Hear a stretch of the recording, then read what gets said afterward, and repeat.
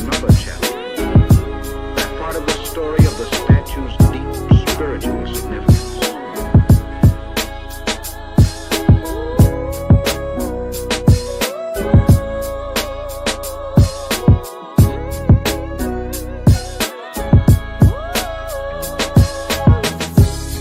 The spirit of Detroit.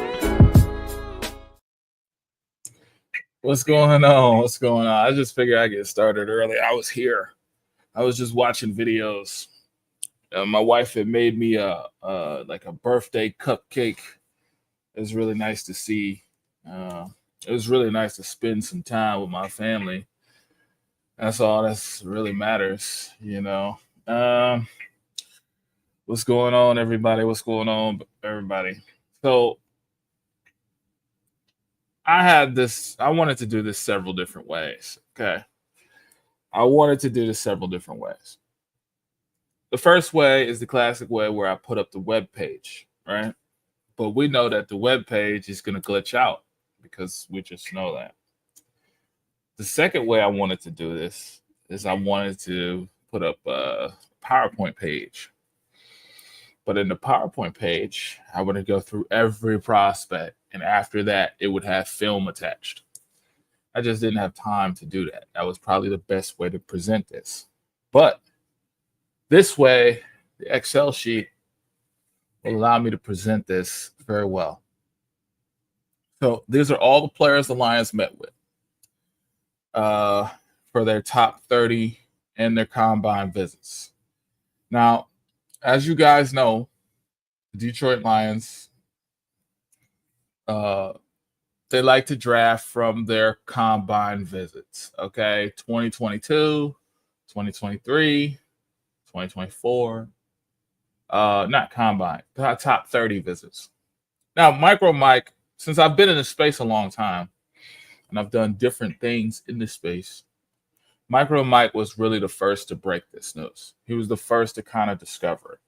In 2022, because in 21, I don't think we had combine visits, but in 2022,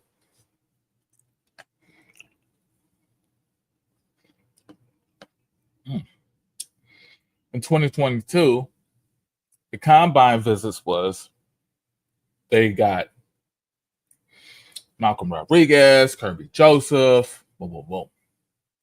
Now, I was able to guess at least 2 players from that, you know, like the confirmation. I was able to guess 2 or 3 players from that. So I guess it helps. It does help me a little bit. The combine visits, the top 30 visits, they do help. They break it down so I can predict things. But if there was another YouTuber with my record like of predictions for the Lions, if there was another YouTuber, if Woolworth Sports did it, right? If Woolworth Sports did it, it would be a big thing. They would gas it up. They would say, he's the guru. I don't really care about predicting players. I just like knowing that I know the team, knowing that I know Brad Holmes so well. Like, you know what I'm saying? Like that makes me feel like, okay, all this work is validation.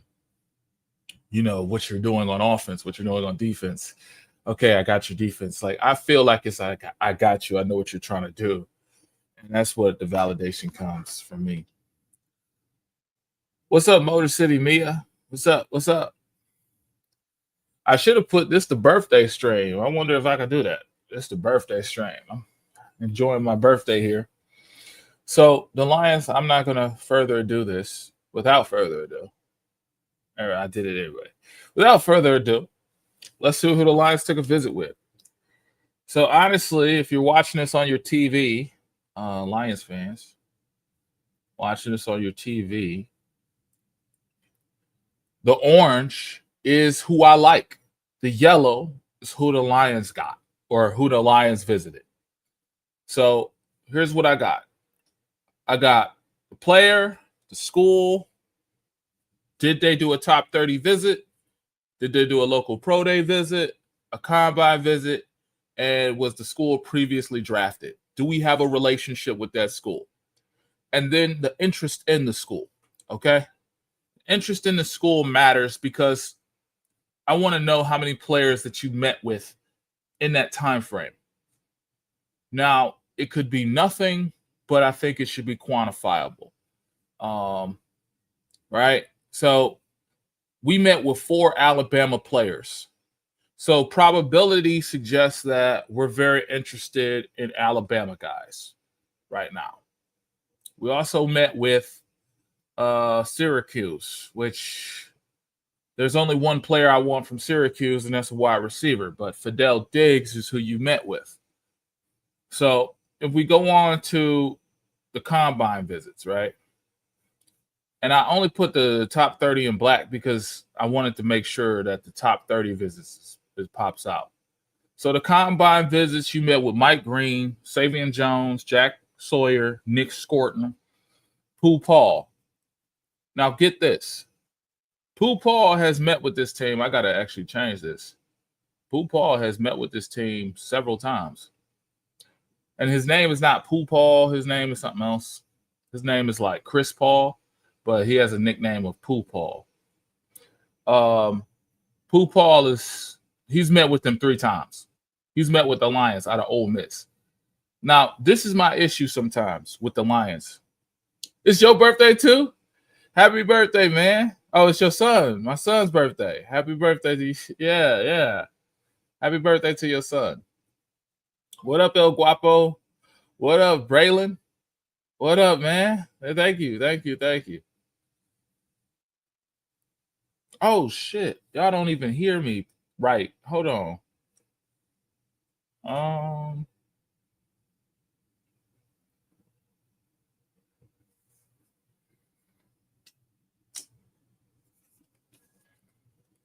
Yeah, y'all hear my bad speaker. It's okay. It doesn't matter, bro. I hear you fine. Yeah. Because if I change it to the microphone, it'll be very clear. And I don't know how I sound with just a laptop. So, well, anyway, yeah, Pooh Paul, Chris Paul, they met with him 4 times. I don't know why I didn't put that. They also met with this dude, Kobe King, 4 times. All right. So this is my issue with the Lions. Yeah, let me get back to that. It's a very clear issue. You went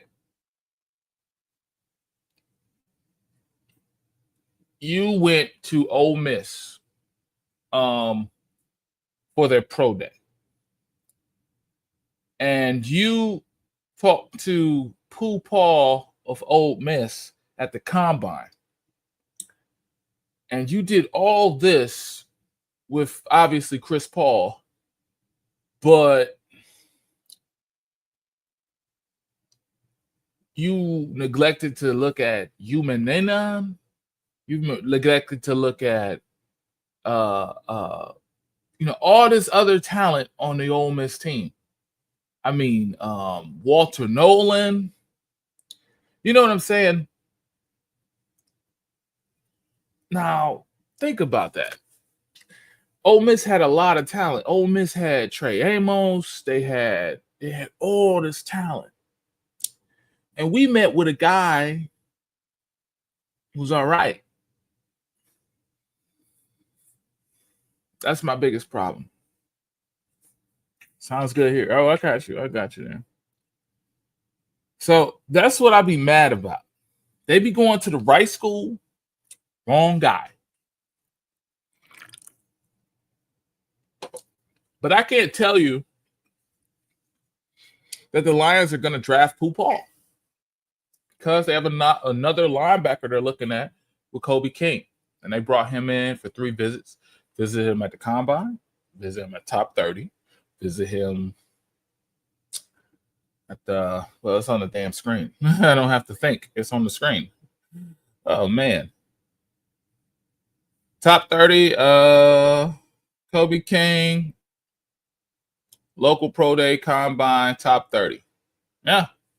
I visit Kobe King 3 times. And Kobe King is interesting because he's a Penn State linebacker.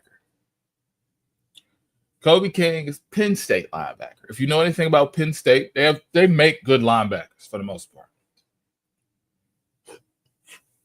I would say Penn State makes good linebackers. You know, you could break it down to Micah Parsons, Dual Carter, all this stuff. But they met with him 3 times. They like him. And it's probably going to be an upper echelon of who they like. Because they're probably trying to get a Jahad Campbell type. And they have a typing for Jahad. And they're trying to like narrow it down to who is a doppelganger of Jahad, who has a certain skill set that we can grow. We lose linebackers in the future. And I remember they did this with the first linebacker they got. Oh yeah, they got 3 linebackers in 2022. They got Malcolm Rodriguez, they re-signed Anzalone, and then they got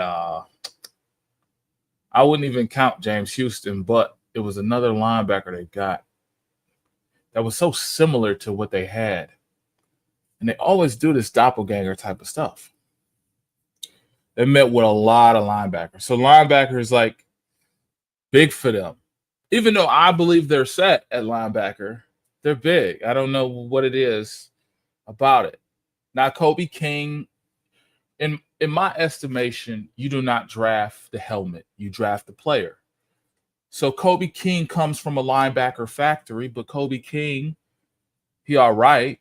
He got injured last year, I believe. And when I looked up some of these guys, they weren't the dogs that we've been talking about. And you guys have talked about more prospects on this channel than I have. I've talked about our Ty Robinsons, right, that we discovered on February 1st. I've talked about guys like Jackson Meeks, who we discovered March 3rd. I've talked about guys that like Raw Detroit talked about Torrey Horton out of Colorado State, 6'3", long. I got a chance to see the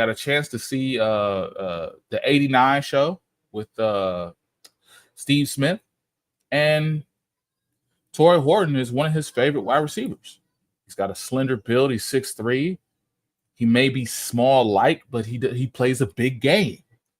We talk about these dogs, these I don't want to say animals. I want to say we talk about players with high echelon level of talent.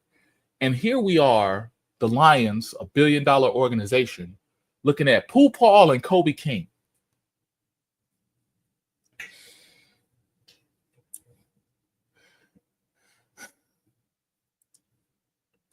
I don't even think they met with Elijah Roberts. Let's get back to I don't even think they met with Elijah Roberts either.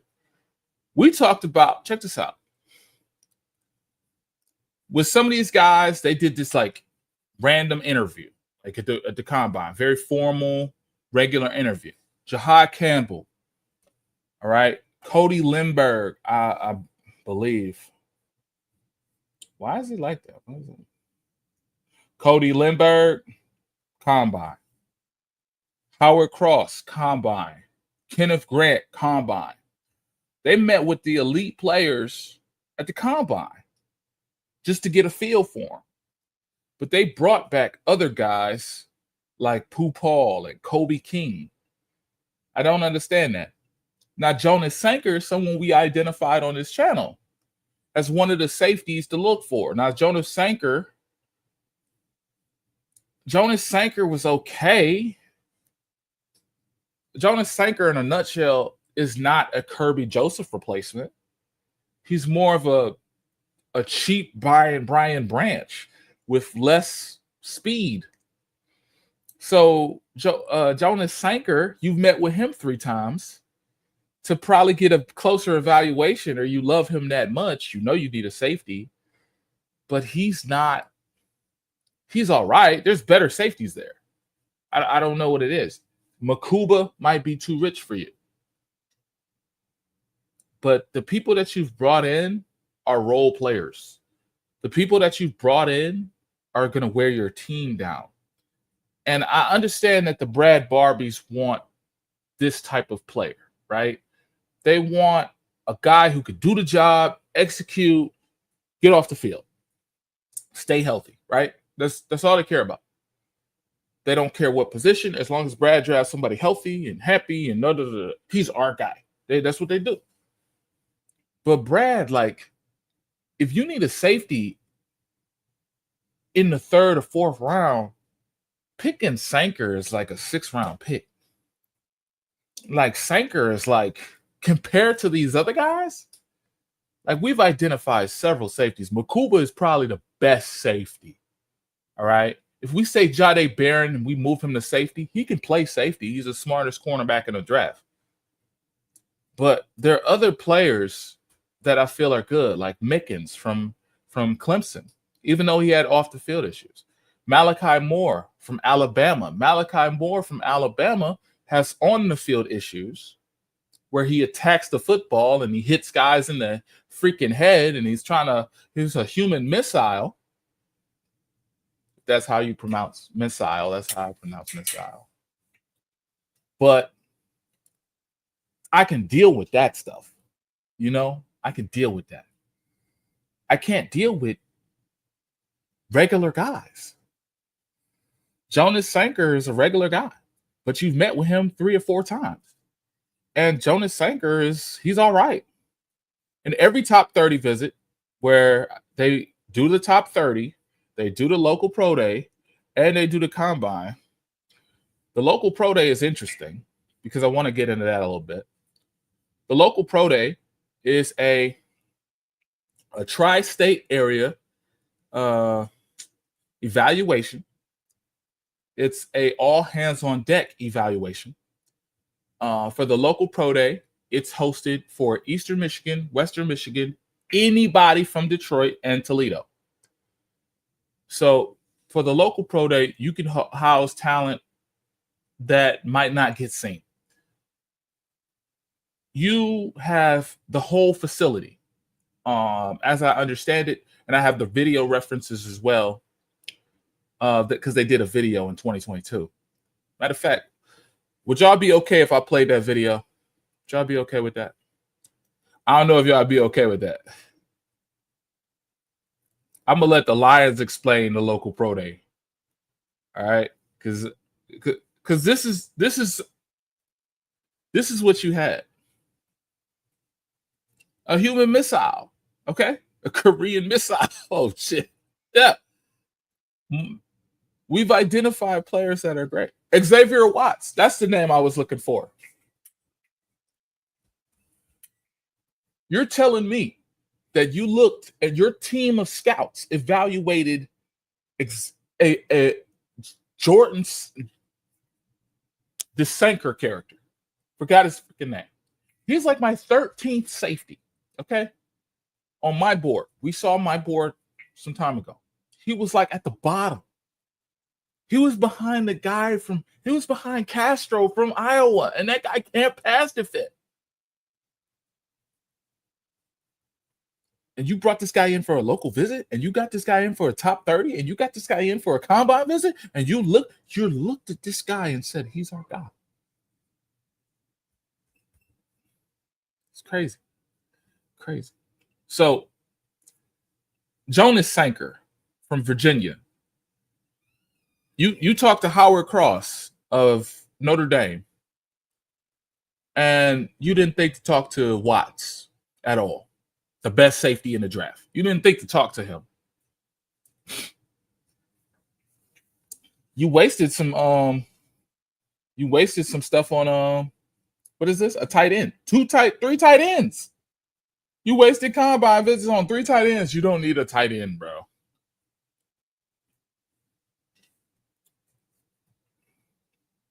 So again, the players in orange are players. Well, the Lions visited with Makuba at the combine, but the players in orange are the players that I like.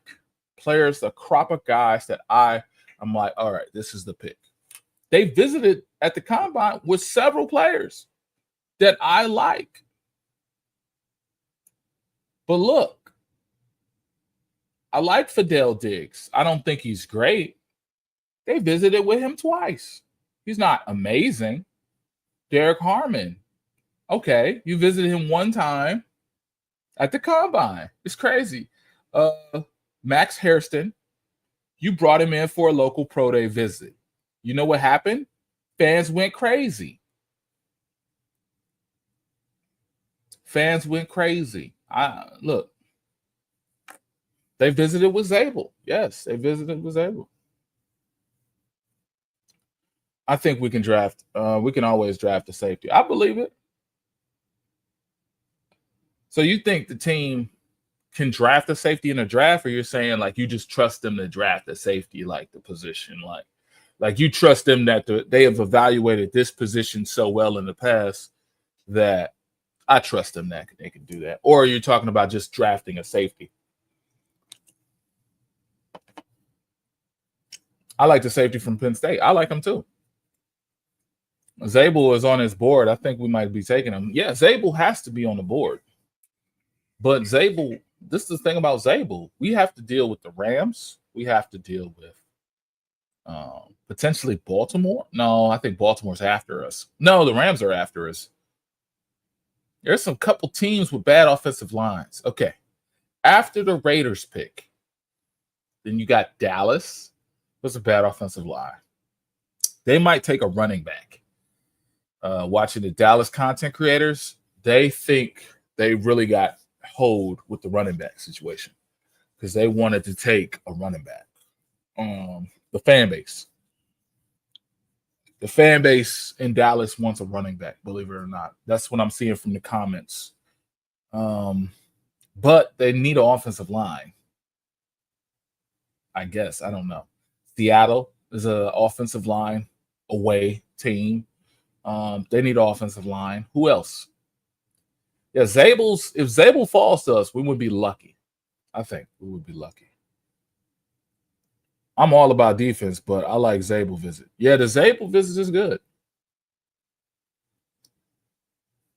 Yeah, I agree. I want to take an edge, making my blood boil. Edge to get it over with. Bradford to get my blood pressure up. Yeah. Because at the end of the day, you meet with the elite talent. Look, they met with Porter. They met with Kobe Bryant. They met with Pat Bryant. They met with David Walker, all at the combine. Josiah Stewart is the only edge. No, Josiah Stewart and Shamar Stewart are the only edges that they met with multiple times that are good. Not that are good, that are elite players. Scourton, they met with him at the combine. Jack, they met with him at the combine. But yeah. You met with Tyleik Williams as well. They met with Tyleik Williams for top 30, and I believe at the combine. Let's check out the availability with the school. So, have you previously drafted from that school? They've drafted from Illinois. They've drafted from Alabama. They've drafted from Oregon. They've drafted from Tennessee. They've drafted from William and Mary, and they have relationships with that school. I was also able to find out, I know this seems bare because I just made it last night. So don't judge me on that. I made it last night.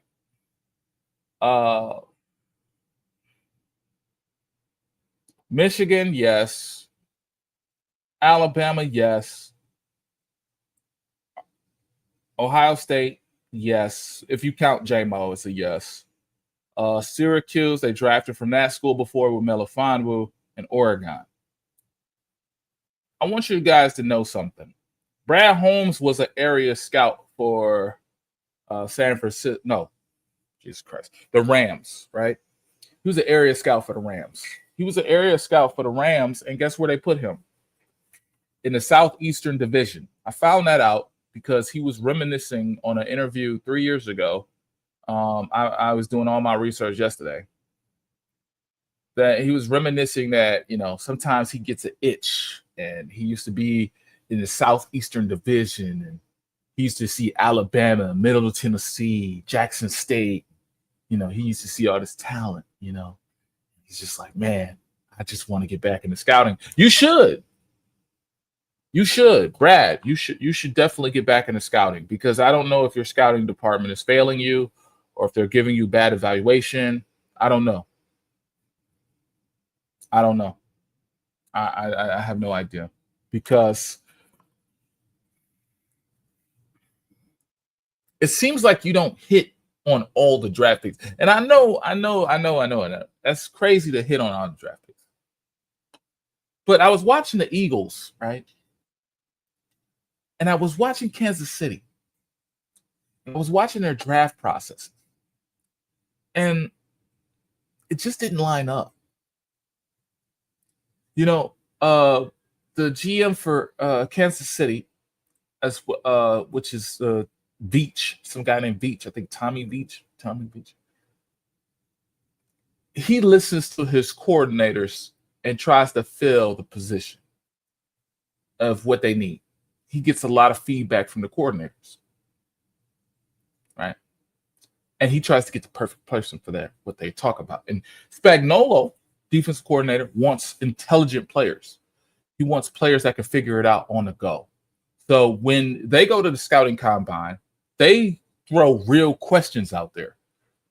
They don't try to get to know you and your psyche and all that stuff. All that character stuff was figured out in August. See, I look at other clubs and I tell us what we doing. The character issues were filtered out in August of the draft process. So if a guy had a crime or anything in August and then they run back through it in December, if a guy beat women, he's off the list. This is for the Eagles, and there's a similarity with the Kansas City Chiefs. If you beat women, you're off the list. Any crime against women, you're off the list. You're off the list. So that character and how you're wired stuff, it doesn't take this long to figure out. You know, they're focused on intelligent questions when they meet the guys. They want to know with Nick Bolton, okay, what do you do in a cover 4 zone? What's this guy's job? What's that guy's job? All right, if we shift to this, like if we go to an under front, what does it look like? They're asking real questions in that 30 minutes. The Chiefs and the Eagles ask hard-hitting questions, like football questions. And they get football answers. They don't talk about, do you have grit? They don't talk about that. That's why they have championships. I don't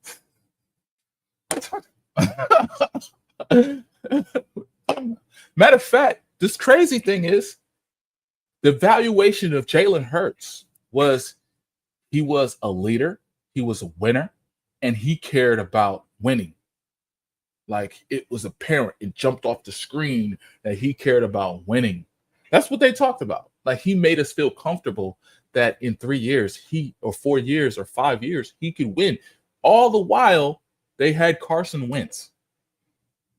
That's crazy.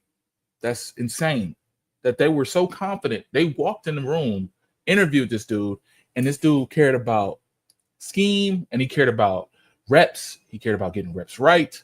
He cared about winning. He cared about, and guess what? Jalen is that. If I'm asking a guy about his golf game and is he a locker room guy? I don't know if you guys ever watched the All the Dens, Inside the Den, but I do. And I watched the Inside the Den. And I watched the Laporta interview. When they asked him, are you a good locker room guy? What? Are you a good locker room guy? Yeah, I'm a good locker room guy. And they asked him some football questions like, do you like to block? How do you feel about blocking? No, let's get into this. What's this choice route looking like? Sometimes you need a knucklehead or two on your team. Exactly. Look, I'm going to come out with a video this week, and I'm going to say, this is how I would draft. This is what I look for. Because I think I talk too much, and I don't get to the point. But I don't want no fucking choir boys. I don't care about your locker room. If we're winning, the locker room's good. I don't care. My quarterback should care about the locker room. My OGs in the locker room that I drafted, the Amon Ra's with the C's on their chest, they should care about the locker room. You keep this locker room under wraps and keep it in order. If guys have a question for me, they need to meet with you first. I'm going to run this like the Army, okay? I'm the commander. You talk. Look, you talk to them. All right. You don't talk to me first. You don't talk to me about no packet list. You don't talk to me about no AT. You don't talk to me about no deployment. You talk to them, and I'll address it if it comes to my level. I don't care about Laporta being a locker room guy. They spent like 10 minutes on the locker room. No. My strongholds or strong safeguards is, do you beat women? Do you have a felony?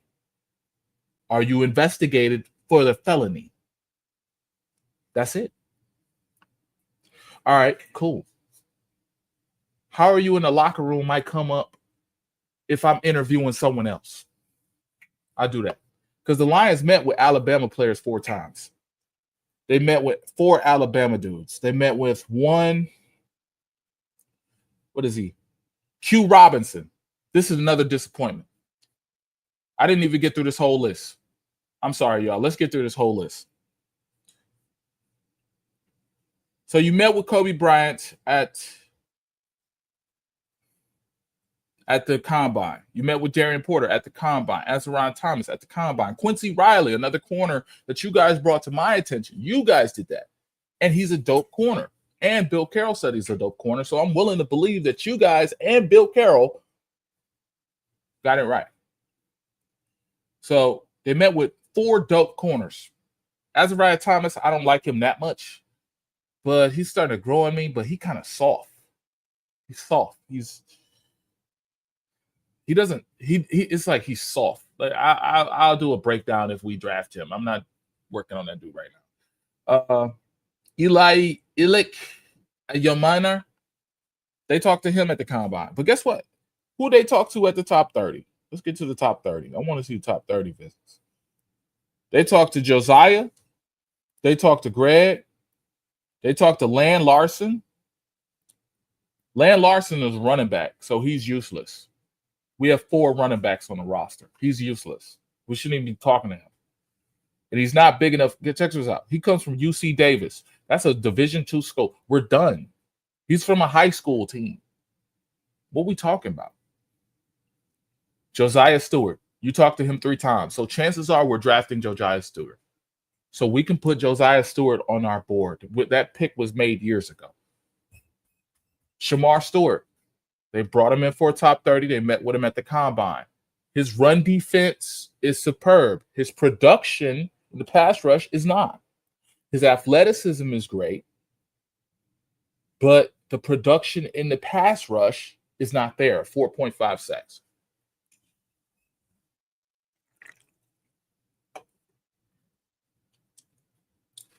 Isaac Tesla.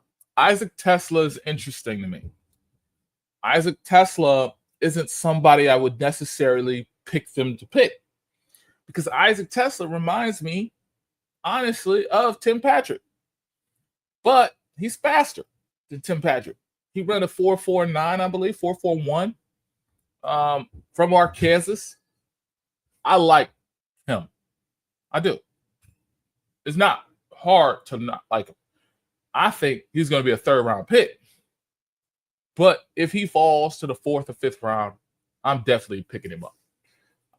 As y'all know, the first 3 picks for me are defense. If I'm the GM and I'm watching this defense every day, and I got 2 guys coming from broken legs, one was Aleem McNeil coming off ACL, the other is Hutchinson. My 2 best players on defense. No, I gotta shore this defense up. So if we get Josiah Stewart and Shamar Stewart, that's at least pick 60 and pick 28.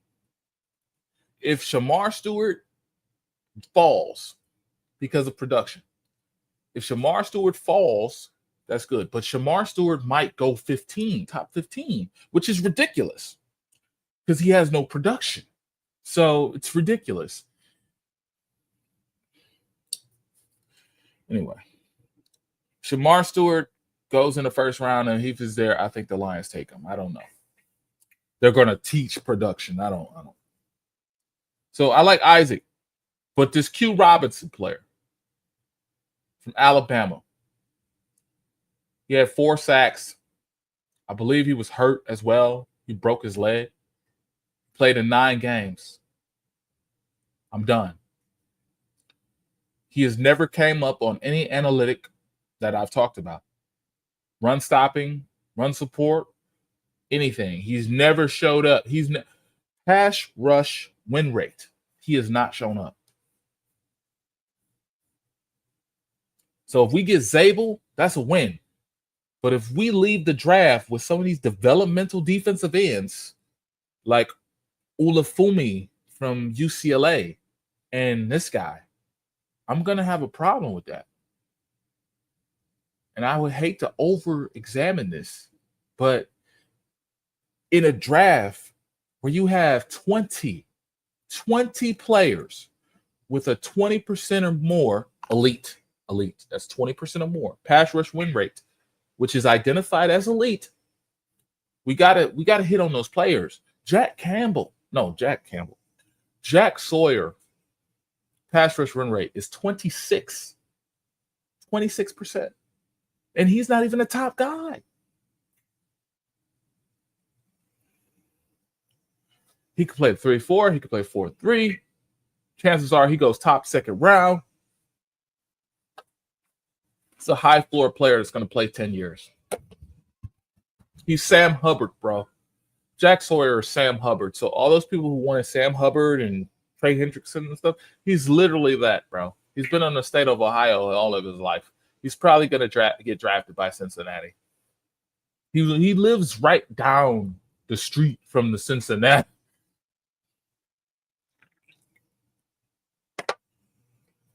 People ask why it's funny. Cincinnati can draft pass rushers. They just can't keep them. Remember they drafted Charles Johnson. I believe it's Charles Johnson. Something Johnson. And he was like number 94, and they had Carlos Dunlap, and they had a lot of pass rushers, didn't they? They could draft that. They know exactly what to look for. Oh, and I found something out about the Lions you're not going to believe. This dude said exactly. What the Some past Super Bowl champions have some head cases. Yeah. Salute to Lisa. What's up, Lisa? Lisa in the building? Brad got to come out of that eventually. What up? All new here. OnePride worldwide coming to you from Montana. Let's go. What's going on, Jason? I hope you're still with us, man. Hope you're still here, man. Might be Zabel. I'm okay with Zabel. Prince DM. I would like if we trade back or if we get Jordan Birch. Yeah, they met with Jordan Birch, and they met with Jordan Birch once. They met with Zabel twice. Zabel and Princely. And you got Swinson. Oh, yeah, Swinson's good. They met with Swinson one time, I believe. Or it's on the board. I want Grant. They definitely can, but want guys who want to come in and play football. They don't want that.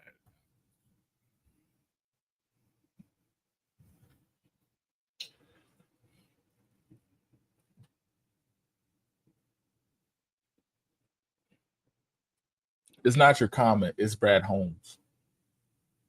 Because this always stems from Brad Holmes. And I don't.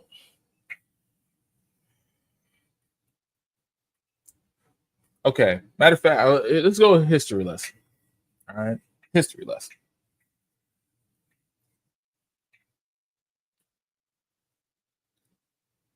There is an analytics department, stats department in scouting. It's called BLESTO. That's BLESTO. Data. That's all they took. And it was formed in 1964. BLESTO scouts are usually picked by every team. It's a person who provides the data, right? So every team has that data. I believe there are several picks that BLESTO guys like kind of prop up because the data shows like this player is a high tier player. The word BLESTO by itself comes from Detroit.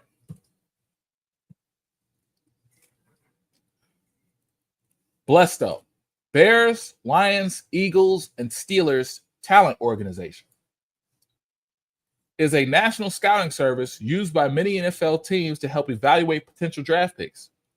It's one of the two major league-wide scouting programs that teams utilize. BLESTO scouts often begin their evaluation process early, focusing on underclassmen and the future draft classes. The organization was formed in 1963 by the Lions, the Eagles, the Steelers, and the Bears, joining the following year, forming the acronym BLESTO. I want you to read that again. The organization was formed in 1963 by the Lions, the Eagles, the Steelers, and with the Bears joining the following year to make the acronym BLESTO. BLESTO scouts attend games, evaluate players, and gather information, including grades and physical measurements. This data is compiled and presented at meetings, typically in Florida, about 2 weeks after the current draft.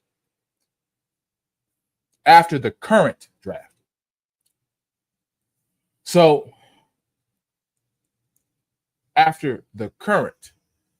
after 2 weeks after that, you got a BLESTO scout. It's going to tell you what's happening. This is what's going to happen in 2026. The Lions have a BLESTO scout on their roster or on their team.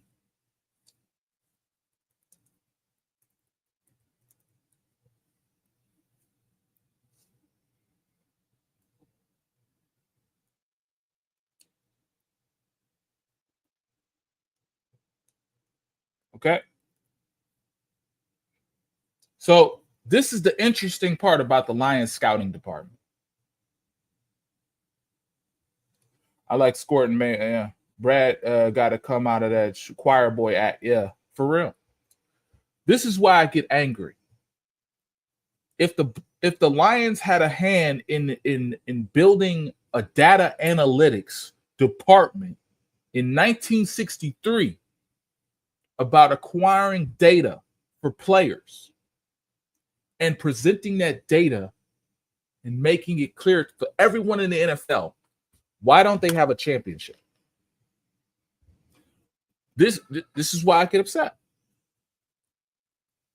If we have a BLESTO scout, an operative, right? A person who just gets the data to present it to the teams and get it and more analytical data,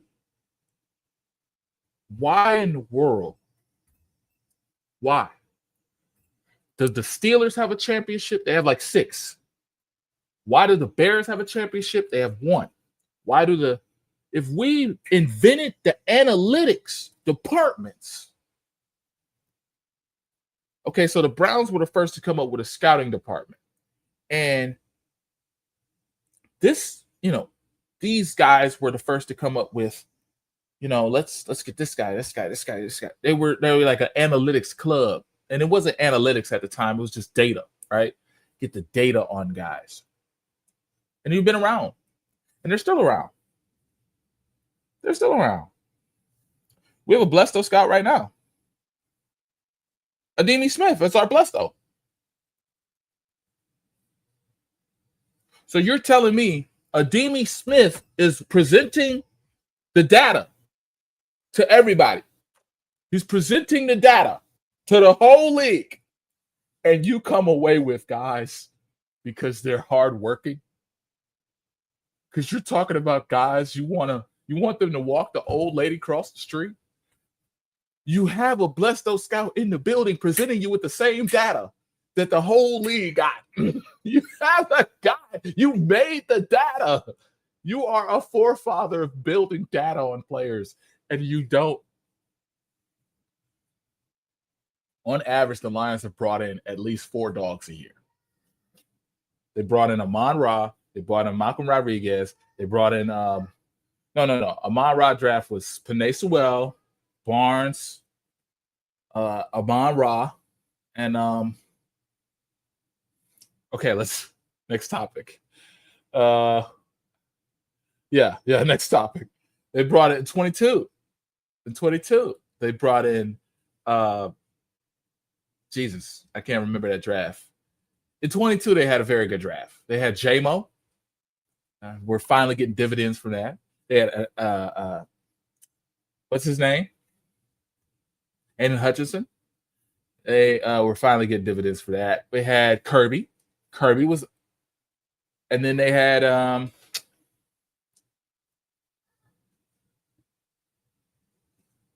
I forget who else was there, but we had like 3 or 4 dogs. The 23 draft was amazing. The 23 draft we know was amazing. So y'all used the BLESTO scout before. Y'all used the BLESTO dude. My man said our year is coming. I think it's coming this year too. Agreed. We have enough veteran leadership in the locker room. We can handle one wild thing talent. Exactly. So check this out. You brought in Land Larson. You brought in Josiah Stewart. You brought in all these guys. Talik Williams, who you need. You brought in Derek Harmon, who you need.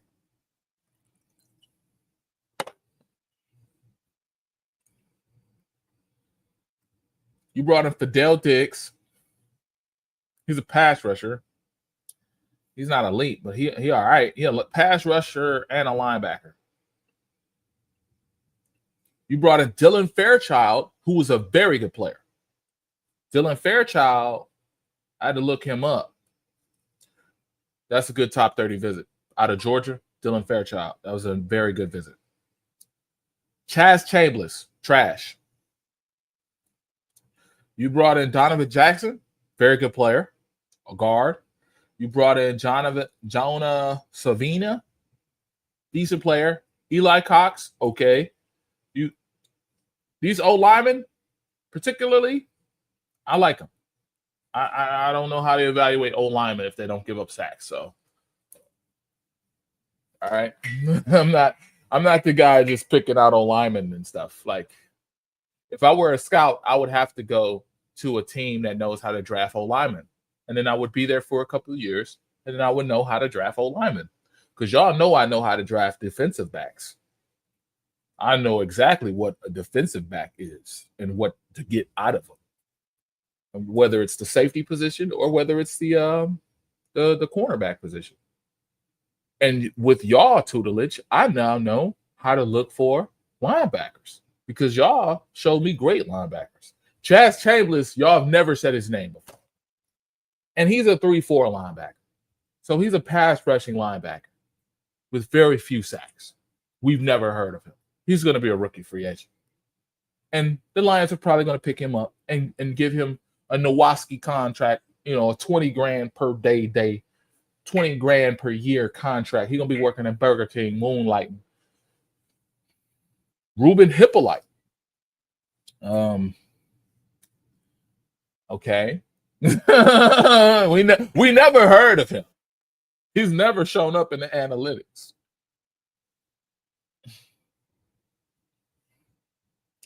Sewell, yeah, he got it.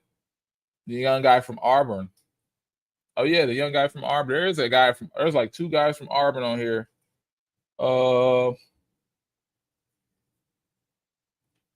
Auburn. Oh yeah, I got the schools over here. Auburn.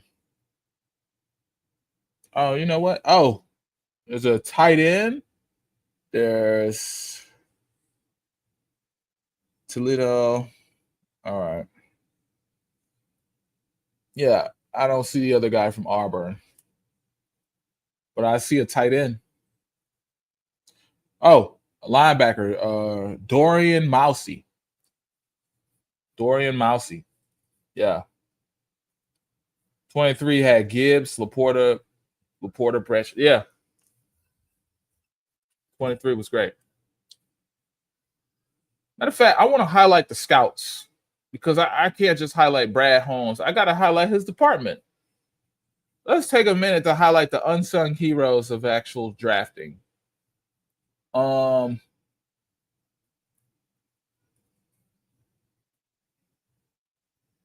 yeah, this is the whole team. Okay.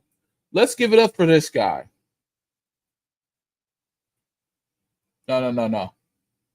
Let's give it up for this guy.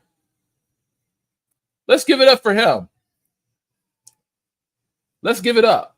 This is the guy who drafted Broderick Martin. Let's give it up for him. We found him. We found him. Apparently, the whole staff had a hand and went with this guy. So he brought it to the attention of Broderick Martin. And then it was Brad Holmes and Dan Campbell who was like, yeah, maybe we get Broderick. And they traded 3 5s. They had 3 5th-round picks. I believe 139, 123. It was on the OnePride show. I have the OnePride show as references. I don't care. This guy discovered Broderick Martin. I don't know how this made it up the chain. I don't know how Broderick Martin made it up the chain. So now I'm going to put a face to the scouts, because if you see him at the gas station and if you see him at the Tigers or whatever they got, thank you for Broderick Martin. Steve, thank you. You have a Steve. This guy, Broderick Martin, made it up the chain of command. Steve brought it to the attention of everybody. Everybody loved it. So it's everybody's fault. Brad and Dan Campbell traded up to get Broderick Martin. Completely your fault. Yeah, 2024 has a we'll see. We'll see. Yeah, 2024 is a we'll see. 22 was Rodrigo, J-Mo, Kirby. So you're averaging 3 dogs. 3 dogs. 3 good ones. So out of this draft, if you get Josiah Stewart, if you somehow magically, oh yes, they visited. They had 2 visits. They had 1 visit that I'm actually caring about. I cannot press this enough. This is the only visit I cared about. They had a local visit they had a pro day visit. Darius Alexander. Darius Alexander has visited with the team multiple times. He did the local pro day, as well as, I believe, not the combine visit. Where is he at? Where is he at? There he is. Okay, he did combine visit. Oh yeah, pro day. So yeah, the pro day. Oh, what's up, everybody? Dude is a menace. Yeah, you visited with Alexander. Yeah, I never liked that pick either. You visited with Alexander. Now the local pro day, and I was going to show a video on this, but I don't have to. The local pro day is where all hands are on deck. It's probably one of the most lucrative scouting shows there is, because, matter of fact, let's show the video. Let's show the video.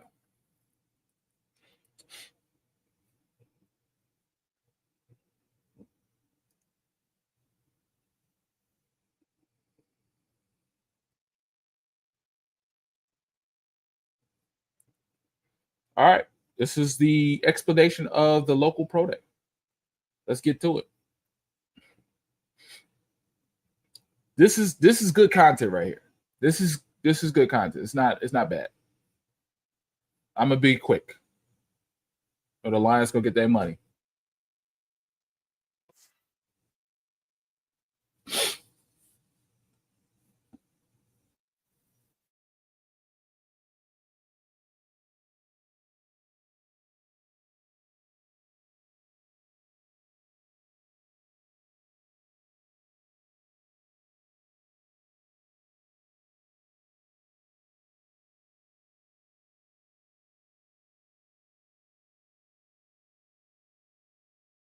This is another guy, and we're not just gonna hold Brad Holmes accountable. We're gonna hold his staff accountable now.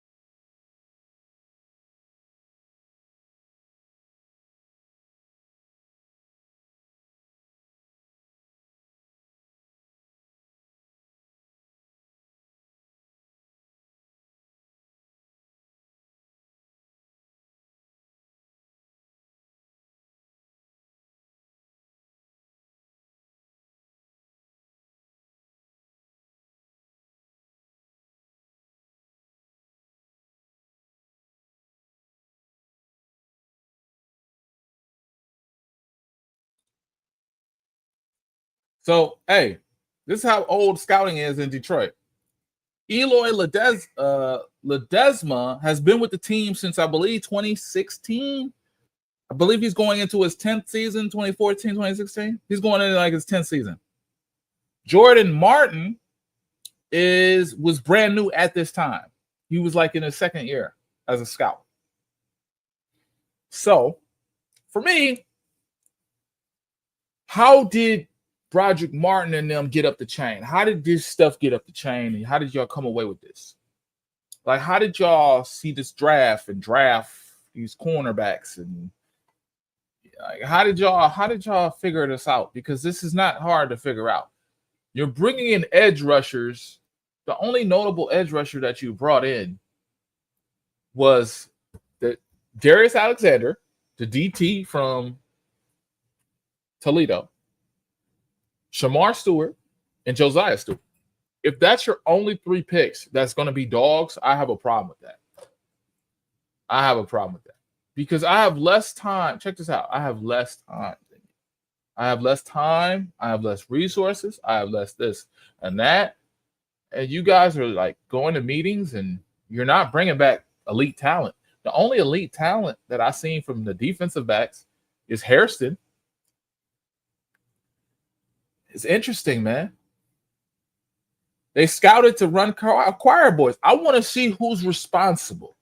So I want to put faces to the names, because if I see these guys outside, I'm like, what happened with that, bro? I just want to ask some questions. I'm not a berater. I actually just ask people questions. What happened with that? What's going on with that? I love my people in Montana world, OnePride. I love my people for the OnePride who work for the OnePride. I love my people from Florida who love the OnePride. I love the Lions. We're still going to be Lions fans. I just want to know what happened with that, bro. Like, you know what I'm saying? Like, you know what I'm saying? Like, whatever happened with that? You're like Britt DeWitt. What happened with the Fruitport Pistons? I just want to ask: are they still undefeated? I'm not being accusational. I'm just being inquisitive. So this guy has been with the team forever, and the other guy was just starting out. And you know what's funny? Is some of these guys with the local pro day, some of these guys have to be they have to be there. The owner has to be there. The Brad and Dan have to be there. I know you are mad. Whoa, I'm not mad. I'm not mad. I know you're mad. We haven't gotten the championship, but the team is going to a championship in a few years. Do you think it's easy?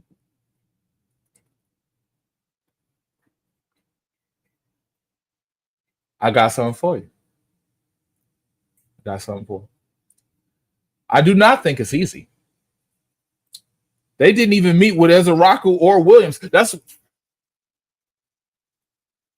They met with Tyleek Williams one time at the combine. I believe he was also they met with him one time, top 30 visit. I get upset, bro. Lisa, I got something for you.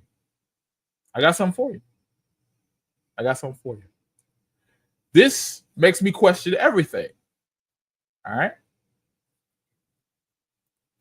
This makes me question everything.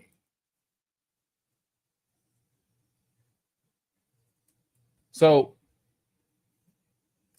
I want you to know, remember I told you that this is the guy, the assistant director of pro scouting?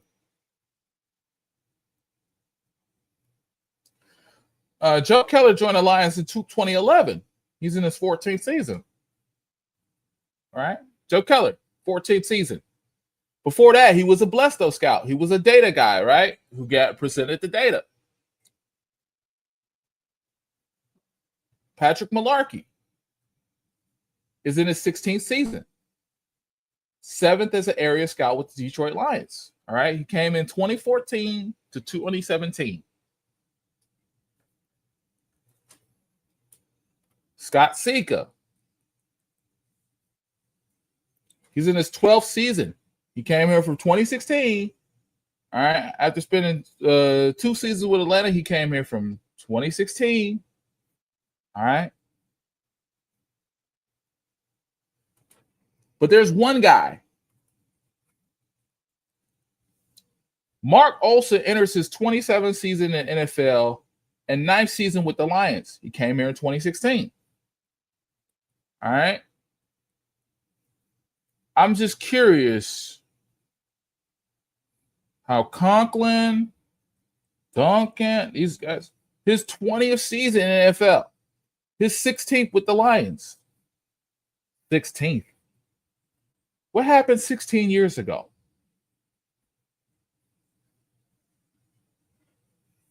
Oh, what's up, Nine Drinks? What's up, man?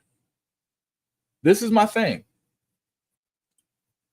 These people have been a part of 3, maybe 2.5 regimes. They've been here since 2016. So they've been here for a long time. What, ANSA? They've been here for a long time. Okay. There's one guy who's been here his entire 25 years. I'm trying to find a dude who's been here 25 years. And I'm trying to find him, and I'm trying to make it add up. So you've been scouting 25 years. I believe it's Roth Uris. Oh, this dude. Yeah. Dave Uris joined the Lions personnel department in 2000. And in 2024 marks his 25th season. Now it's 2025. But before joining the team scout, Uris had most recently spent 7 years, 1994 to 2000, with the New England Patriots. He worked as a New England's assistant director of pro scouting from 94 to 96, and then was a director of pro scouting. Additionally, Uris worked as a national scout for the Patriots in 2000. 2000. These people been around the league, is what I'm saying. These people been around the league. These people have worked on or during playoff championship contender teams. These people have done it. So if he was around Bill Belichick in 2000,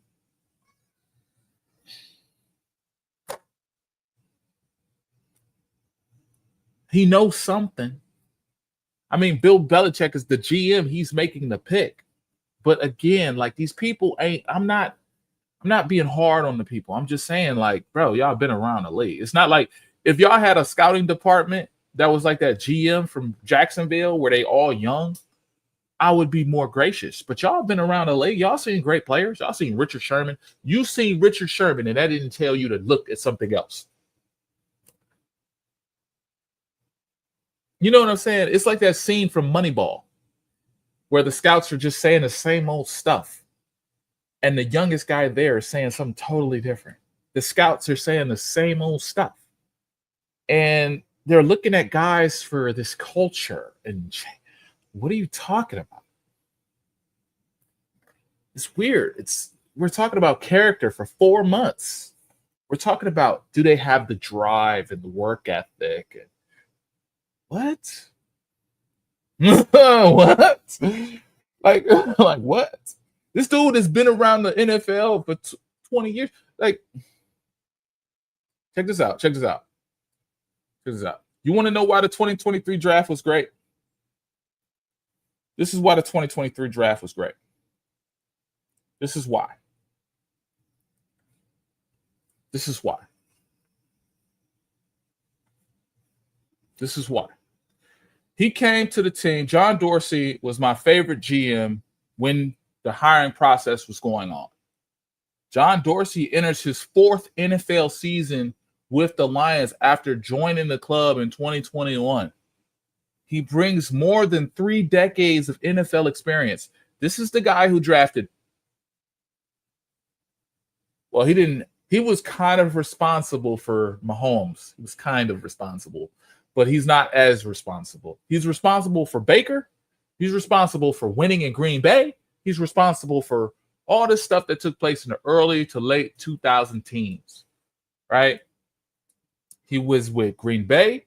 He was with Cleveland. He was the GM for those clubs. And he was a GM for Kansas City up until from 2016 up until like 2020. Then when he left for, I think he left for the Browns. But when he left for the Browns, he stayed there for like 2 years, and they kicked him out because he was actually a what's it called? He wasn't an easy person. So John Dorsey enters his fourth NFL season with the Lions, 2024, 2021, right? He brings more than 3 decades of NFL experience and works closely with all areas of the club player personnel department. Dorsey was a key contributor to the 2023 construction. He was a key contributor to the 2023 construction that helped the Lions go to 12-5. The club's 12-5 record tied the single-season franchise record of wins. The 2023 season was also the 3rd season in the club history to have multiple playoff games won, and the first time it occurred in a season for the franchise since 1957. I'm going to say that again. The 2023 season was also the 3rd season in club history to have multiple playoff games won, and the first time it occurred in a season for a franchise since 1957. For the franchise. The 2023 roster construction was pivotal in helping the Detroit Lions clinch their first division championship. All right. I give guys credit where it's due. His input was pivotal. All right. There's one guy on here that is a key. He was a key in finding Kirby Joseph. I forget where his name is. It's Lance Newmark. I think he left. Yeah, he left. So Lance Newmark was a dude who banged on the table for Kirby Joseph. You notice that? He banged on the table for Kirby Joseph, and now he's got some type of personnel job somewhere else. When guys hit on guys, especially consistently, they become GMs. These guys have been scouts for 16 years. No disrespect. Brad Holmes was a scout for 20 years. But I find it so remarkable that nobody wants to be a GM. There was a guy 25 years. You're telling me you don't want to be a GM.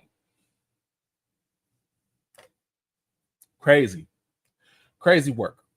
So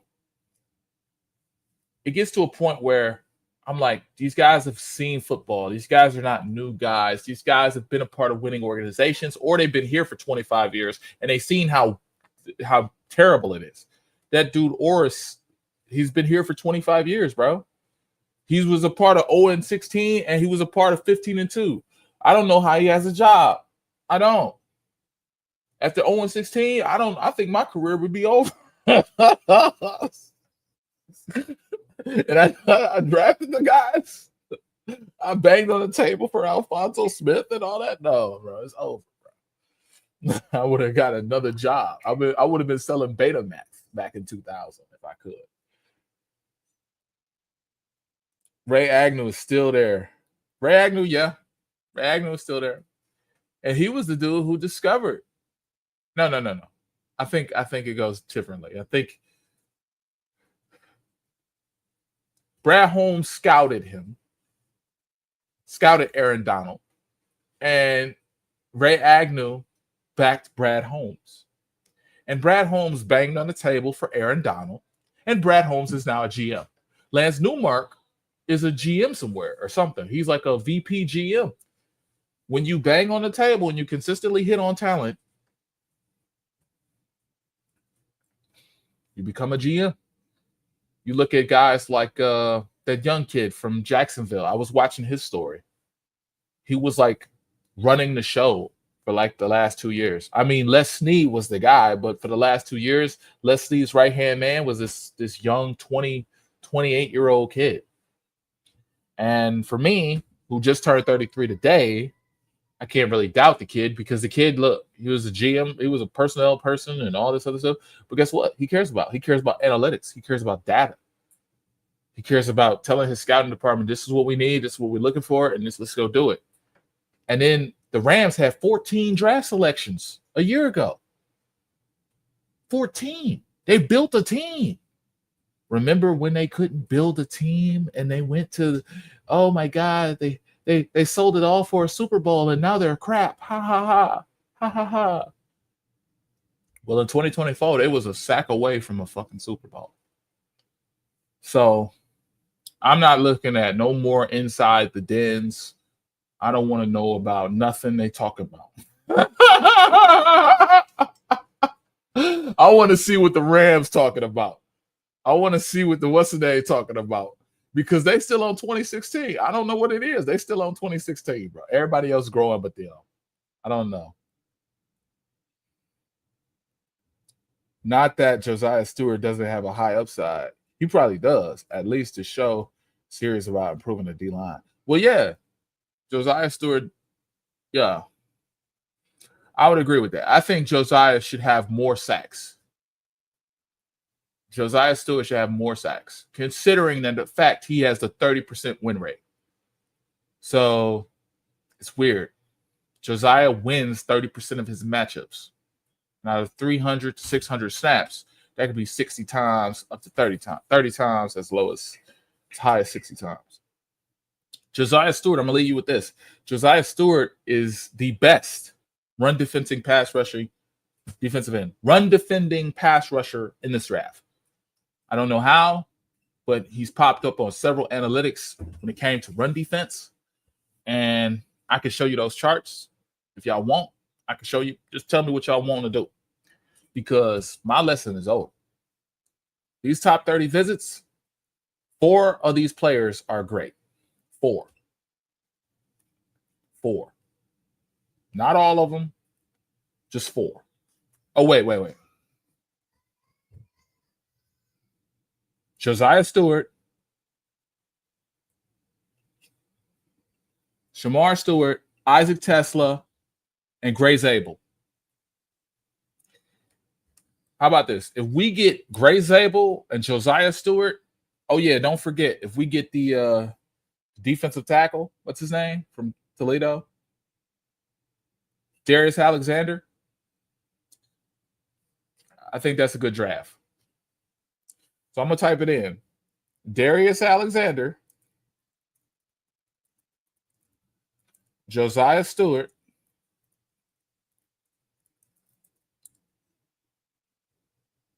I don't know about Shamar. Oh, yeah. Gray Zabel. You get, ooh. And what's his name? Oh, I got a $5 super chat. Shout out to you, man. Have you scouted Thor Griffith? Yeah, I have, actually. I have. Thor Griffith is actually an interesting prospect, but he's going to be an undrafted free agent, or he's going to get picked in the 6th round. He was the best run defender. Not the best pass rusher, but Thor Griffith is actually going to be an interesting prospect. Darius Alexander, Josiah Stewart, Gray Zabel. I feel like that's what I said. That's the only guys I said.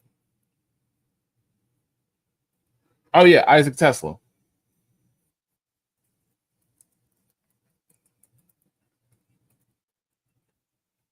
Tell me what you think of this draft. Tell me what you think of this draft, guys. Tell me what you think of that draft. And as far as you go, man, this super chat, thank you, brother. Thank you, man. I appreciate that. Have you scouted Thor Griffith? Yeah, he's come up big on the run defense, not the pass rush analytics. He went to like Ivy League, and he played in Ivy League, so that also has something to do with the strength of talent. I would say his best bet is to be either an undrafted free agent or get picked from the 5th to the 6th. He's going to be in a sweet spot with Ty Robinson. He has size working for him, and he has strength working for him. A lot of stuff plays against him, especially where he played. Ty Robinson is probably a better talent with better productivity on pass rush and run stopping, but they're both similar players. Like, I would say he's a poor version of Ty Robinson. Oh, Alexander in the third. Oh man, I've seen Alexander go as high as first round, pick 28.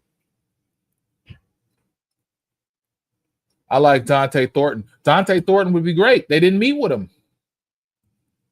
You see what I be talking about? Kirby is soft, not physical at all. I mean, you're entitled to your opinion. The run analytics tell me that he's one of the best run defenders in the league. I guess the analytics is wrong. I guess he is. I don't know. I like that. I like Thor. Thor is nice. Glad you caught. I caught you, AG. I'm glad to be here, bro. Give me Princely and Swinson. Oh wow! If you have Princely and Swinton, you're won the draft. Because even if you were in a 4-3, even if you ran a 4-3, you're perfect. You got two guys that can rush the passer. Even if you ran a 3-4. This is what I'm talking about. That's very good, man. Oh, yeah. James Pierce, Makai Williams, Ezra. Man, that's all the firsts. Those are first-round picks.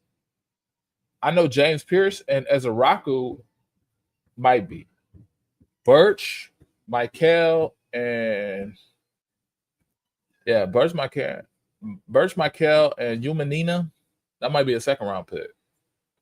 TJ Saunders. I like TJ Saunders. I like CJ West more than TJ Saunders, but TJ Saunders is good. You have 10 defensive tackles in this draft with a pass rush win rate of 12% or more. No, 10% or more. 10. Meaning they get to the passer. Saunders is about 12.9. Guess what that's better than? Levi Onwuzurike. So I like we could do scouting at home. We don't have to be on the road. Just imagine the Lions. They be on the road. They spend all these resources, and you found this person from your house. TJ Saunders is better than Levi Onwuzurike, bro. Saunders can get sacks. Levi cannot. That's crazy, bro. Matter of fact, we should replace the scouting department for the Lions. And I'm not saying me as in me. I'm saying we. Because Lisa and Boom and Ronan and C and my boy Top 30 and all these guys, they scout way better. I know I want to scout corners. I'll bring y'all some corners for sure. You want a man corner? You want a zone corner? I'll bring you a corner, a safety. What? Matter of fact, that's how we're going to set it up. We're going to have Ronan. Ronan, you're going to scout the running backs, wide receivers. I'm going to scout the cornerbacks. We're going to divvy up everything. And we're going to have a staff for all the positions. I wonder if they ever did that before.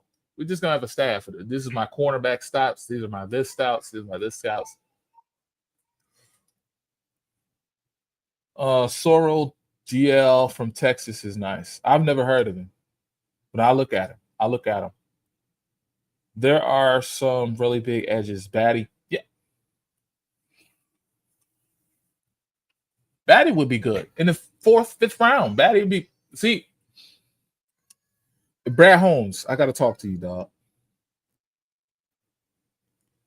If you do not hit on this draft for 5 players, I'm very disappointed, bro. Because it's the first time that we've had 20 players with 20 edge rushers with elite pass rush win rates. We have 20 players. 20. Ezra has a pass rush win rate of like 19%. He is the bottom. And he's got the most moves of anybody. So when I say this stuff, I'm not being disrespectful. I'm being real. Like, we got so many dogs out here. Even the worst guy is a dog. Like, even like the guys like Batty, they still have more sacks than. How does Batty have more sacks than your guys on your team? Preach, AG. Time to hold this guy accountable. Yeah, man, this is bad, bro. This is so weird. This is so weird. Here I am. I showed you their guys. Look, I'm showing you the scouts. I'm showing you who to blame. Look, look, all these scouts. You're telling me John Dorsey, who built 2 Super Bowl champions. You're telling me John Dorsey, who built the Kansas City Chiefs and got fired for being a toxic leader. You're telling me a guy who built the Green Bay Packers in 2008. You're telling me that this guy can't find talent. Okay. All right. Patrick Malarkey or whatever. He scouted Hendon Hooker.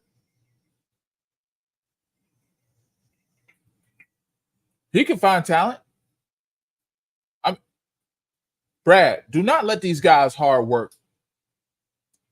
Ademi Smith, our BLESTO scout, the guy who gets the data and distributes it to the team, the guy who gets analytics and data. He's in his 5th year.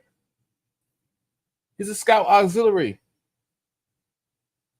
Don't let his work go. Please don't let his work go all for naught. Tom Roth. Oh, well, you can't see Tom Roth. But Sika, this guy's been, look, Atlanta Atlanta Falcons from 2013 to 2015.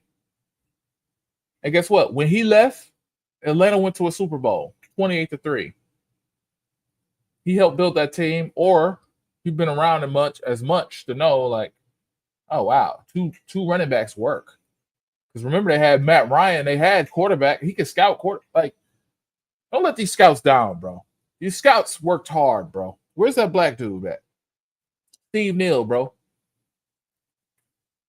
10th season, area scout, serving. He was a team's BLESTO scout. And then in 2016, scouting department, you've been in since 2016, bro. You know how to scout defensive tackles, defensive pass rushers, bro. You've been here since 2016. That's the era. What's his name? Y'all know that the freaking coach. What was his name with the handshake?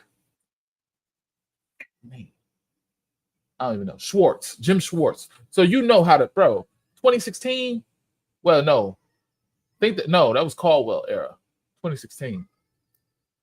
But you know Caldwell had defensive linemen. like he had a team.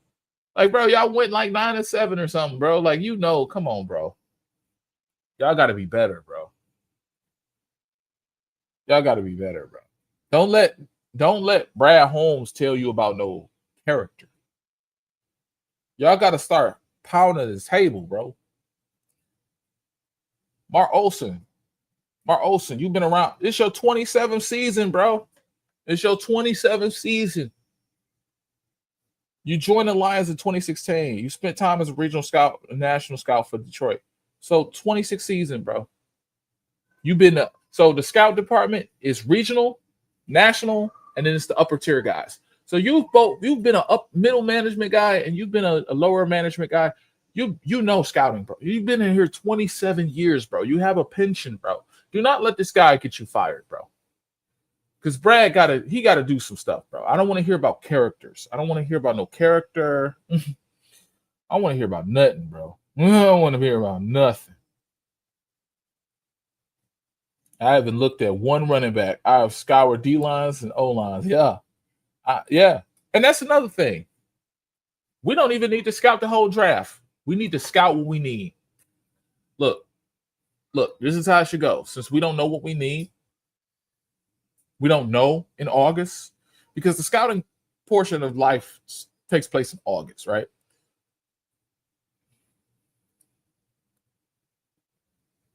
I would say this. We know we don't need no running back. We know that we don't need. Yeah, we don't need no running back. Running back is perfect position. Figure it out. Because if I say linebacker, that's a debate. Running back. We don't need a running back. We might need a tight end, but we don't. Like, I would just take anybody trying to scout a running back, just scout something else. Don't even scout something else. I'm not drafting a running back next year. So scout something else. Well, we have to get evaluations on those guys. Those running backs coming out are really good. That's cool. If we need a running back, we'll do a last minute scour of running back or positions of need. We only looking at positions of need, bro. We're not even looking at, bro. We don't even know what we need this year. When they drafted Terrion and Rakestraw, they didn't figure they would need corners. They had Carlton Davis and all that stuff.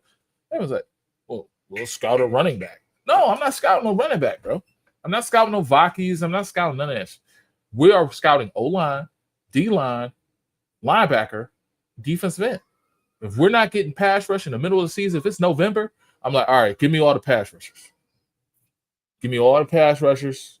Let's line them up. Let's compare them to our guys. That's what we're going with. So we're only going to draft pass rushers? This is the position of need that's most urgent. So we're not gonna look at anybody looking at a running back. You're wrong. Anybody looking at a running back, we're wrong.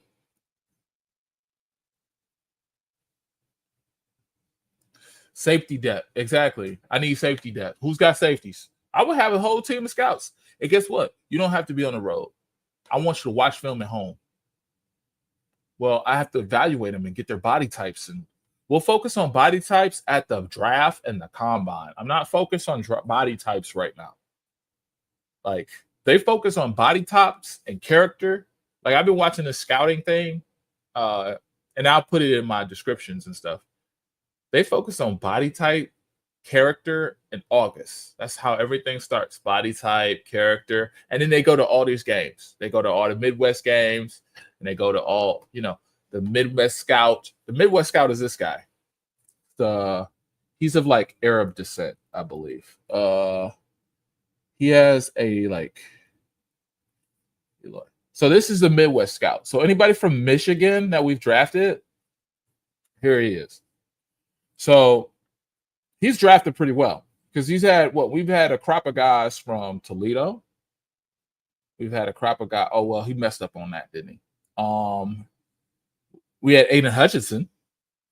So he's the Midwest guy. Okay. So interestingly enough, all right, Eloy Ledesma enters his 9th season as a member of the Lions.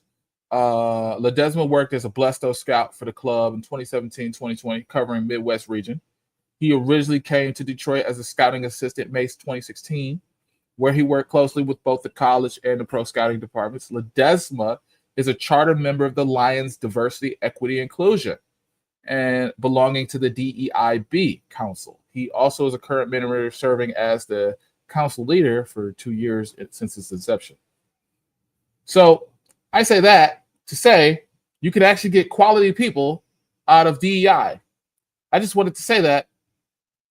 I don't know. It's my birthday. I figure I could say that. You can get quality people, because look who we've drafted from the Midwest. Kirby Joseph. What's his name? Aiden Hutchinson. I mean, Lance Newmark.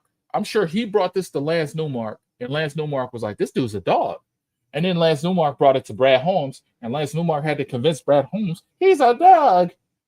But everybody we've drafted out of Midwest, for the most part, 2 or 3 players have been solid players. And I'm not saying just make Michigan your factory, but you shouldn't get Michigan wrong.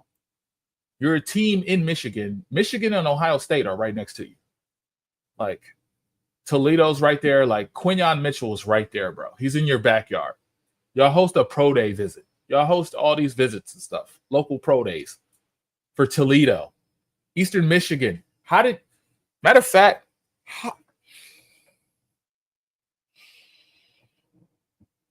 how did Max Crosby get away from y'all? That's what I want to know. How did Max Crosby, was there local pro day visits? How did Max Crosby out of Eastern Michigan not get drafted by y'all in the 3rd round when he's getting national buzz and national attention in the 3rd, 5th round? Like, how does that happen? How does that happen when you see a pass rusher that's 6'5", 6'6", long, athletic, in your backyard? That would be a no-brainer for me. Like, if you're a Michigan fan, a State fan, we shouldn't get none of those prospects wrong. because that's 40 minutes up the road. Sometimes maybe an hour and a half. Like, we're not stupid, bro. We're not stupid, bro. Yeah. They're looking at a guy from the Browns and the Bears free agents, or Browns for Bears free agents. I don't know. They're looking at the guy from Browns or Bears. You got to expound on that. Can you let me know what you're talking about with that? Go back and look at Inside the Den. Who was the scout who scouted? Oh, yeah, we talked about him. And Pascal, Steve Neal. Yeah, oh, shit, he know. Full say. Hey, this dude a genius. Look, full say. Tell me why we showed him, bro.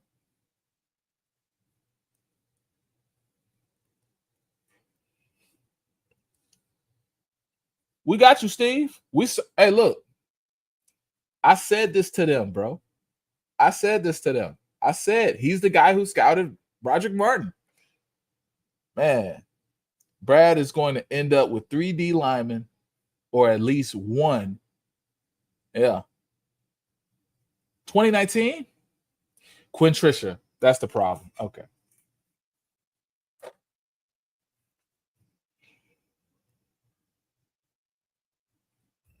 You know what he had? He had too many tattoos. He was a gangbanger. You know, Quinn Trisha was looking for that. You know what? I can't even blame Quinn Trisha. Because even Illich was talking about that stuff with the Pistons and all these teams, these choir boys. Like, Illich controls that choir boy narrative. That was his narrative, that the bad boys are bad for Michigan. And we don't remember. I don't know. Like, Michigan has a bunch of people, these gatekeepers. I'm talking about Michigan, the state, not the school. Has a bunch of gatekeepers. Illich was one. He doesn't want a bad team, bad guys. Because after 1989, it was always a choir boy act. After 1990, we want the choir boys. We want, they started drafting guys like Grant Hill for the Pistons, who were choir boys until he messed up his ankle. He would have been one of the greatest of all time, but he messed up his ankle. And then it was all about the go to work Pistons. At least let's just tell them they can go to work. You know, we got a lot of choir boys. Mateen Cleaves, he's a good boy. Like, I'd be hearing all this nonsense growing up. And then you had the Lions. You know, they had a little weed debacle around 2010, 2011, where they have like 5 players suspended. Remember, we couldn't draft Janoris Jenkins because we had all these players on the weed. We had the running back that we drafted too high, but he was actually a good running back, but he was smoking weed left and right. Turns out Calvin Johnson was smoking weed the whole time. We changed our drafting style to this choir boy act, and we stopped looking for talent. Somewhere around the Illich era, when he was alive, and somewhere around the Babcock era with the hockey team, and it permeates all through the teams. It permeates every team. Like, it's like a sickness. Like, we want choir boys. They have Detroit on the jersey, but they're from Farmington Hills. Like, they play for, they don't play, but they act like they go to Country Day, but they got Detroit on the jersey. It's a sickness. I got to do some research on that. Really, for real. Like I know y'all know what I'm talking about. After that brawl in 2004, everybody cared about the image of these teams. You know what I'm saying? The image of Detroit mattered more than the actual team playing to a standard. Sue was probably the image. All right, Sue was a can't miss pick, but Sue told us, okay, we can't have certain types of people on the field because they're stepping on guys. We're getting bad credit. Like, remember how bad they were at that? Like, they were trying to do the publicity, like Danny Rogers trying to like make Sue out to, he's not that bad of a person. He's very smart. He's very intelligent. I'm like, what the? Y'all know what I'm talking about? We have a issue. Davidson owned the Pistons. Okay, Davidson owned the Pistons. Red Wings and Tigers didn't own the Pistons. Red Wings and Tigers. Well, Illich still had this, like, I got to do research on it. That got to be like a thesis. Like, where is this choir boy stuff coming from? Because I know Illich cared about choir boys. Warren Sapp, for example. Yeah. Oh yeah, Warren Sapp. I think he was beating his girls up. Anyway, my strongholds for a player is I don't want anybody with a conviction or a felony. I don't want anybody who inflicted harm to women or children. That's my issue. So Jalen Carter, I would have had to check with FBI investigators. You know what I'm saying? With Jalen Carter, I would have had to make sure that the FBI in-house investigation team knew this manslaughter stuff wasn't coming back because of the car accident or the racing and stuff and lying to the police. Like I would have had to have ironclad certainty of, is this going to come back to bite me? Because if I lose a draft pick, I need to check with the league. Because this is I have the culture to build on this type of player, but I'd rather have Jack Campbell, because Jack Campbell's just a choir boy, than have to worry about a manslaughter potential, lying to the police, which is obstruction of justice, if y'all didn't know. Yeah, I'd rather have a case like that. But if a guy literally killed somebody or something like that, he's off the board. Beat women, he's off the board. All that stuff, he's off the board, bro. He's off the board. It goes without saying. It goes against the 10 Commandments. You stealing crab legs? You stole crab legs? I would crack jokes on you. Jameis Winston, you stole crab legs? Well, he gave them to me, really. He just let me go for the free. Nah, bro, you that dumb? If he let you go for the free, let him give it to you. Let him walk out with him, and him give it to you in the parking lot. You making moves like that, you got to be smarter than that. That's what I would say. If I was Jameis Winston, if I was like Hutch, who has a perfect record. Hutch is a clean dude. Hutch is a clean dude. All he does is sell shirts and his merchandise. He's a clean dude. Hutch is one of the smartest players in the game. Hutch ain't gonna be affiliated with no bull. Now, if I have some silly players like Terrion on TikTok, I'll deal with that. That's TikTok. Like Kirby Joseph in the woods hunting deer. I'm like, don't you know you can get killed? You know that, right? You know that one of these people catch you in their backyard, they're going to kill you, right? I would say that. I would say that to him. I have a whole conversation like, J-Mo contract extension wouldn't happen with me. It wouldn't happen, bro. I'm just letting you know that right now. It wouldn't happen. I would draft Dante Thornton, and J-Mo's contract extension is up in the air. I'm telling you that right now. Sapp was weed. Oh, yeah, Sapp was weed. So the Lions had these choir boys, and they had a problem with weed, and they had a problem with this. We got to do an expose on that. Why did they have all these problems with these? And why is this choir boy mentality? Why is this so important? Think the Bears make the playoffs or even 500 this season? I think the Bears go 9-8. And I'm going to tell you why. One, their offense is going to be unpredictable. Two, they're going to have a schedule similar to the Lions, but it's going to be hard. But it's going to be, they're going to play like the last echelon of the NFC East, which I think they can beat. They can beat the Giants. They can beat, they can beat these teams that are bad. I think they're better than bad. I think they're better than bad. Yeah. Ravens and Ray Lewis, Terrell Suggs, man. Oh, yeah. Oh, yeah. Yeah, Ray is. Oh, yeah. Okay.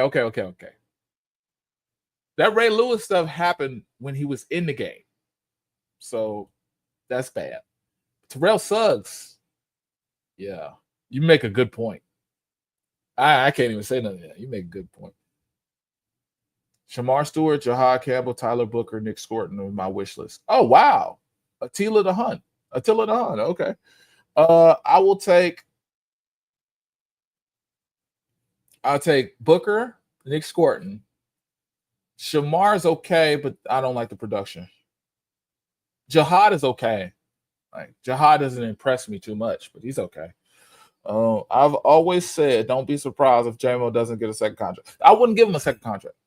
I'm tired of the gun. Like all that stuff is provided for you. The laws, the information, a security to person, this, that, and the third. You got a DPD cop that could tell you some news. Like, bro, I'm not, bro. If you got a gun on you, bro, and you don't have a CPL, bro, you're in the wrong. And you're driving.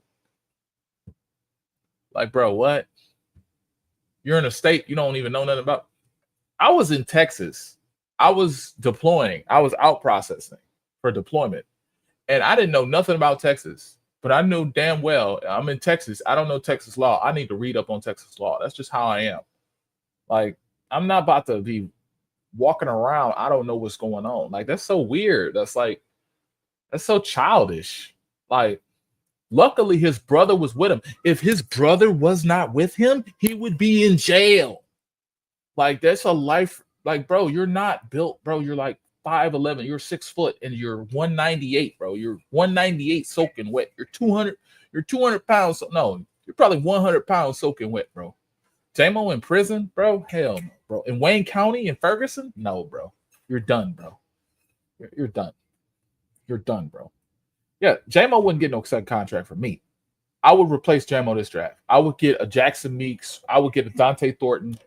And I say, hey, look, this is my number, J-Mo. Well, that's only $9 million a year. Yeah. Well, the market say my service is worth $15 million a year. Well, go test the market. I don't tell dudes like that. Well, go test the market. And if Campbell push back, I'm like, bro, this guy's been suspended 3 times, bro. No, he's been suspended twice, and then I had an injury. I just get a return on my investment. I'll draft the guy just like him. Don't worry about it. Michael Williams, Ty Robinson. Ooh, you got the dogs, bro.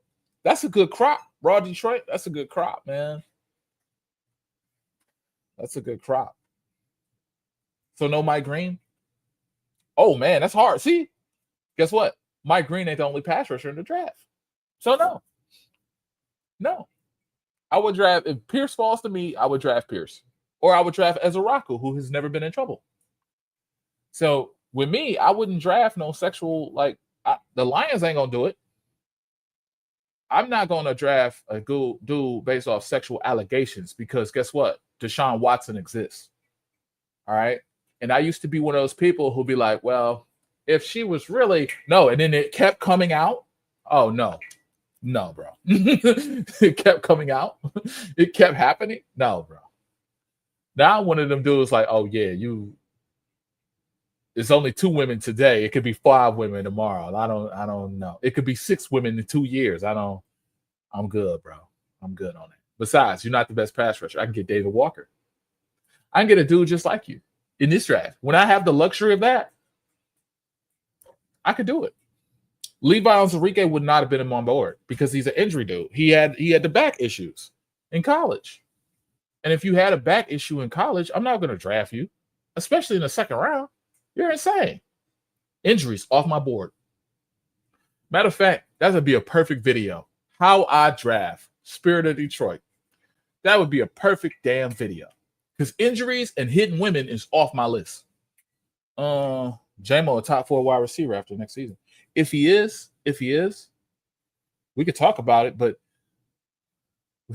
if he is, I mean, he would have to do, well, he did 1,001, 1,004. I think he did 1,001 yards this season. He had like 20 catches over 20 yards. I would say it's possible, but I need him to play a full season. Not get suspended, not get in trouble. And I would need him to meet my number because he's not making more than Amon-Ra. And he's not getting the same money as Amon-Ra. So I would be looking at players just like him. Isaiah Bond has a sexual assault that just came out. You think I'm drafting Isaiah Bond? No. I'm not drafting. It's a rumor. Oh, yeah? Well, if I'm the NFL, I got access to FBI. I got access to all these investigators. I got access to all this stuff. I'm like, matter of fact, the NFL might be the Doge of the draft. Really, the NFL can figure it out. Is there any volition to these charges? Yep, these charges are real. Okay, he's off my board. That's it. A 5th-year option and a new contract are not the same. Let's see if Jamie. Oh yeah, 5th-year option. Oh, that's dope. That's dope. I like that. I like that for a lot. Yeah, 5th-year option. I'll put the 5th-year option on them, get an extra 2 years out of them. Thank you for the super chat, Brent DeWitt. Man, correct, AJ. Fruitport Pistons finished undefeated. Oh, wow. Fruitport Pistons, legend of the Jake the Snake, Romberger, the Groves. Hope I live long enough to watch him lead Fruitport to a high school championship. Proud grandpa. I'm so happy for the Fruitport Pistons. I need a shirt. I'm going to get a shirt made. Y'all have a shirt? I'm going to look for the shirts because I'm going to start wearing shirts like Cody Comments and Fruitport Pistons. I'm going to start wearing De La Salle. I'm going to start wearing some Detroit Country Day, maybe Cass Tech. I didn't go to Cass Tech, so people have a problem with that if you don't go to Cass Tech. They will be checking JMO temperature this season to see if he gets any off the field incidents in order to give him another contract. Exactly. I think Lisa's right. Lisa's spot on with that. Like the 5th-year option joint, I forgot all about that. I thought we had to just do contract necessarily, but as it stands, he has this year, and then we can get him a 5th-year option, which that's 2 years of production, and I can find his replacement this year. And his replacement can come into the league 2 years under the same offense. That'd be perfect. That would be great. That would be great. That would be a very slick move by Brad Holmes if he got a wide receiver that was actually good in his draft. Isaac Tesla is a Tim Patrick replacement, but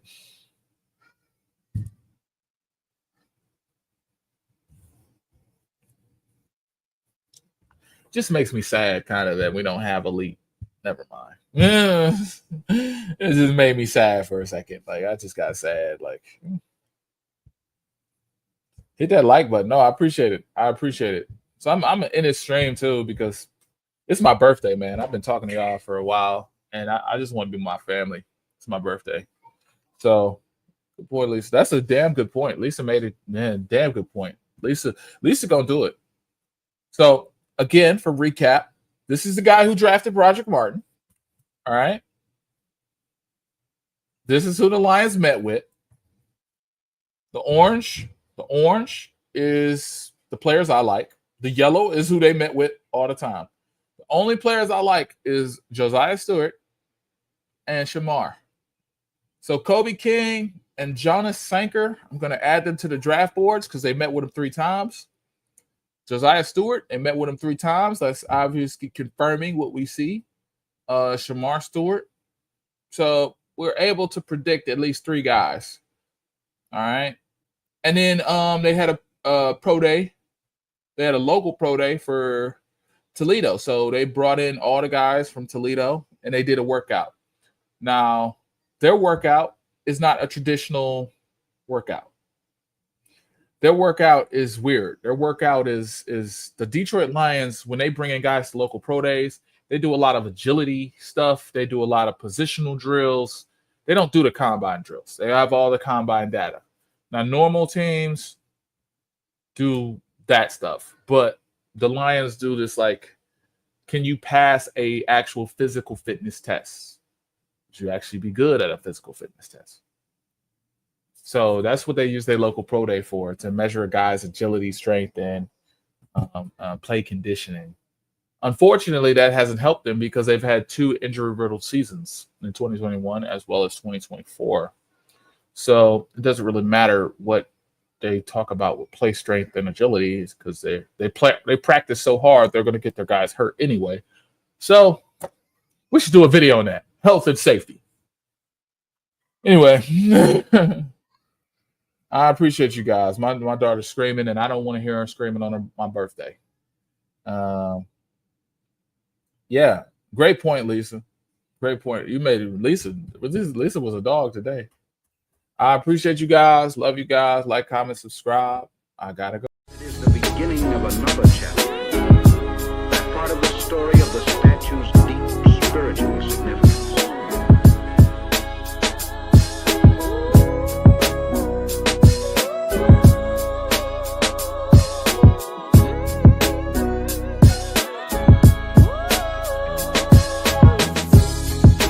spirit of Detroit